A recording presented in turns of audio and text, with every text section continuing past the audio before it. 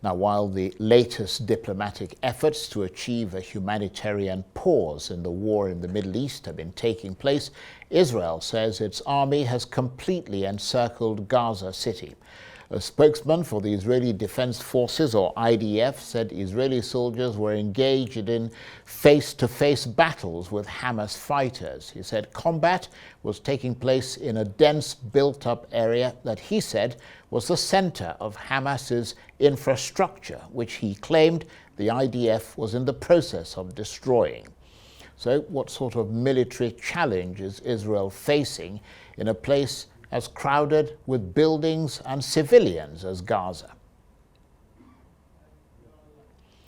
Well, for more on this, I'm joined now on the line from London by the international security analyst, certified anti-terrorism specialist, and Africa representative of the Anti-Terrorism Accreditation Board, David Otto. Good to see you, David. Thank you very much indeed for joining us. Israel says it wants to wipe Hamas from the face of the earth and that they're going to do it by force.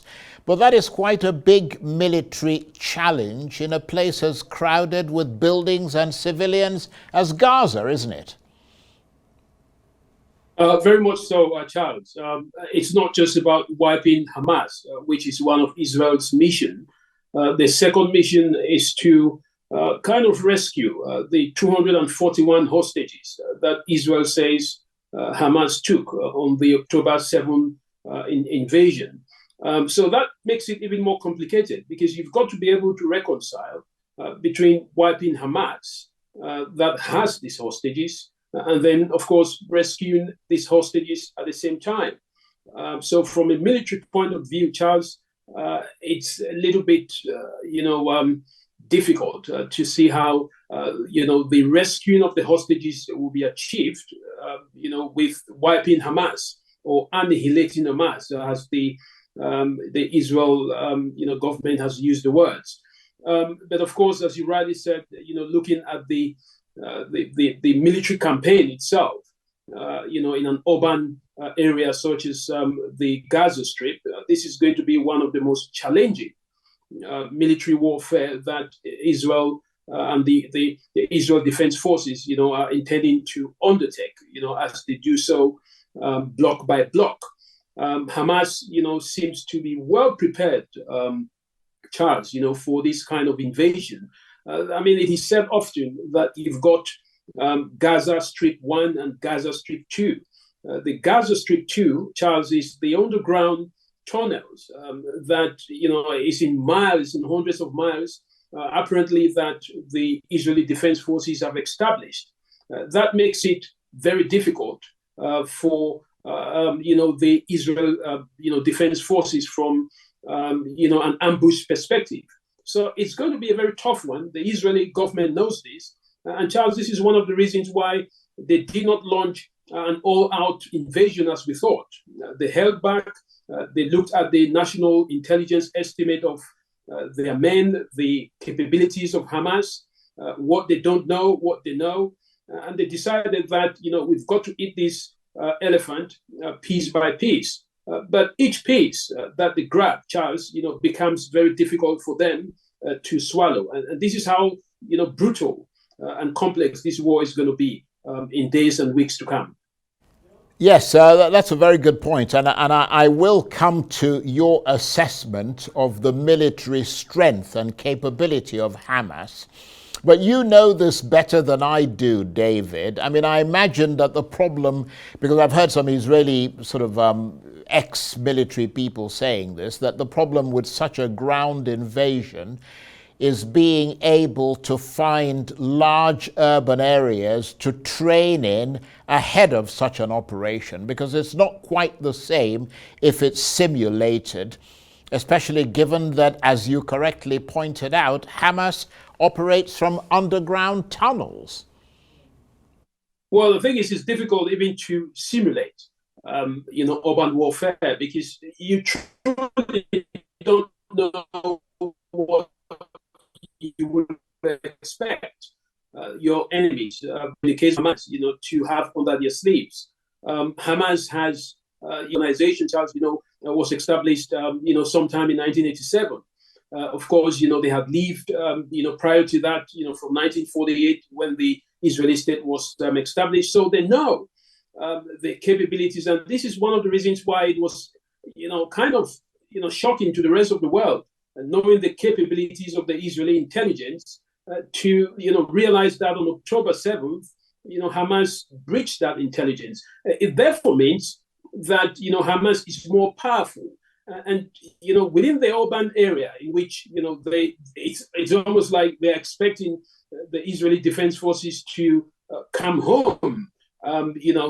Taking into consideration the level of destruction that has been done by the missiles, the nature of the terrain at this point in time, booby traps, will be the order of the day. Ambushes will be the order of the day. It will be very tiring for the Israeli forces. It would affect their morale. The longer the war drags on, the less they achieve their mission charge. So this is going to be very hard, for the Israeli forces. I mean, in my opinion, I would have thought, that the Israelis would use their strength, which is leadership decapitation, assassinating Hamas leaders, one at a time. But for them to have gone into this urban warfare, it only tells you that, the level of desperation that the Israeli government has at this point in time to respond to the feelings of Israelis who believe that Hamas has to be punished and maybe wiped out. But I doubt that, they will achieve that specific mission, because Hamas is not an ideology. It's not just people. It's an ideology, Charles. And, I can tell you that from what we've seen in the past weeks in terms of the level of bombardments that the Israelis have carried out, there will be more Hamas, coming out of this than we had before October 7th. Right. Well, do you think then, in the context of what you've just said, that Prime Minister Netanyahu has put the military in a difficult position with his comments about annihilating Hamas completely? I mean, how much are the military under pressure to deliver on his promises, which are probably not practicable? Well, I think I wouldn't want to be in the shoes of the leadership of the Israeli Defense Forces at this point in time. But there is a clear distinction, Charles, between what politicians want and what the military can achieve in the battlefield. And this is a good example of, the general, trying to what you call win hearts and minds of the Israelis, who suffered, very much so in the hands of Hamas, and who are still suffering as a result of, some of them being taken hostage. The far right, Prime Minister Benjamin Netanyahu wants to make sure that, Hamas is annihilated. But, that is really a difficult call, from a military point. What does that really mean? Does it mean killing all Hamas members? And who are these members? Are they just the militants? So it's going to be very difficult. The Israeli Defense Forces will be struggling to achieve this kind of a mission. But I think what will happen at some point, in this war, is that the Israeli Defense Forces will go into Gaza as they've done. They will clear the area. Of course, they will suffer a lot of casualties. It will take a long time. And then, of course, at some point, there will be negotiations, where perhaps the hostages will be exchanged.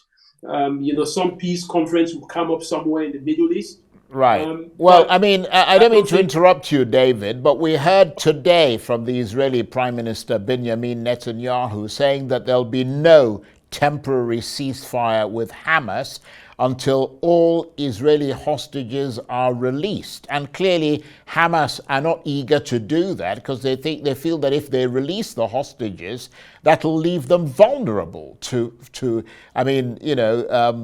attacks, open, uncontrolled attacks from Israel. It sounds like Israel is now essentially resigned to the fact that those hostages might be caught up in all this, because surely they are, as you said, at greater risk with a ground invasion.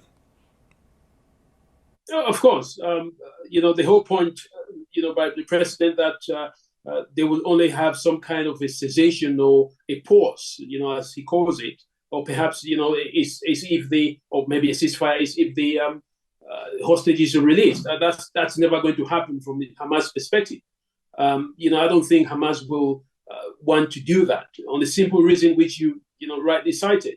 If they release the hostages, then of course, their insurance policy is gone. The reason why Hamas, one of the reasons, I'm not saying that, I know specifically, but by speculation, it could be simply because they know that the Israelis will invade. They know exactly how the Israeli forces will behave. So they need these hostages, Charles, to keep them in the game, so to speak. But that's not going to happen. I don't think they will be released on the basis of what the Israeli Prime Minister has suggested. Well, I was going to. What would happen? Yes, go ahead, Charles. Yeah, I was going to ask you about the strength of Hamas, but I think you sort of answered that previously. So let me ask you this in the last minute that we've got. As a military strategist yourself, who knows that, that war, and what war and what it can do, and that it is limited by international law and the Geneva Convention. How surprised were you when you heard the US Secretary of State Antony Blinken saying that Israel should minimize civilian casualties instead of avoiding civilian casualties? Charles, I was shocked, as everyone else. In this day and age, what you'd expect from the United States and any country is to condemn any use of violence, either or breaking of the international law, either by Hamas or the Israeli Defense Forces. There shouldn't be, any sides taken when it comes to the international law and war crimes. So it's very shocking, Charles. But I hope that there will be some solution to this war, and that civilians, and I mean civilians from both sides, will be protected. The idea that Israel should minimize the civilian casualty is a disgrace, and should not happen in the 21st century in this day and age. David, I want to thank you very much indeed. David Otto is an international security analyst, certified anti-terrorism specialist, and Africa representative of the Anti-Terrorism Accreditation Board. And he was talking to me there from London. Thank you, David.